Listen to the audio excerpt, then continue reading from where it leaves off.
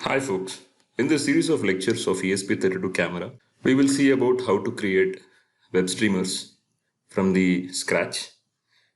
We will also see about how to make use of the ESP32 camera as a typical IP camera for recording and also storing the streams.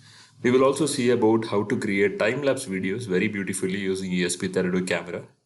And we will try to create basic HTML applications with buttons and binding actions to those buttons, and also creating applications like car control over IP and also surveillance cars using ESP32 camera. In this process, we will also learn about controlling servos and also DC motors. And we will create a 360-degree surveillance camera by making use of a pan-tilt system and also the robotic car. Join with me in creating splendid applications around ESP32 camera.